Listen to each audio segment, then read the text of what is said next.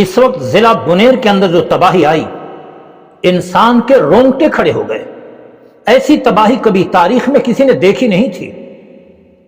پہاڑوں سے لڑکتے پتھر، بہتا ہوا پانی اس شدت اور تیزی سے آیا کہ سامنے گھر آئے تو حرف غلط کی طرح مٹ گئے۔ انسان بہتے گئے، جانور بہتے گئے، بازاروں کا سامان بہتا گیا، ہر طرف ایک تباہی کا ماحول تھا۔ سوال یہ ہے کہ اللہ تعالیٰ کی طرف سے اس قہر و غضب کا اظہار کیوں کر ہوا؟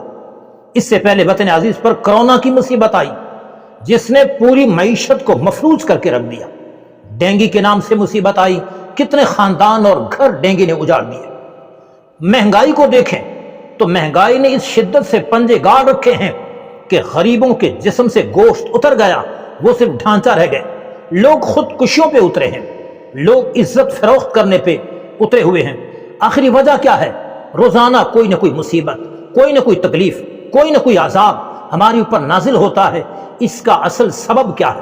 قرآن مجید میں اللہ کریم جل شانہ نے فرمایا ظہر الفساد فی البر والبحر بما کسبت ایدی الناس، کہ بر و بحر، سمندر میں، خشکی میں جو فساد ظاہر ہوا یہ لوگوں کے ہاتھ کی کمائی کی وجہ سے ہے۔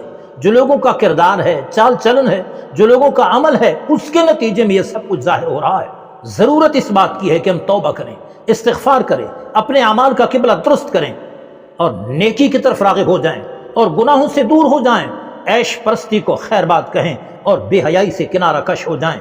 اگر ہم اللہ تعالیٰ کے احکام کی طرف واپس نہ پلٹے تو اس سے بھی بڑا خدا کا عذاب آ سکتا ہے، تکلیف اور مصیبت آ سکتی ہے۔ آج وقت ہے کہ ہم توبہ طائب ہو جائیں اور بارگاہ رب سے کٹا ہوا تعلق دوبارہ جوڑیں۔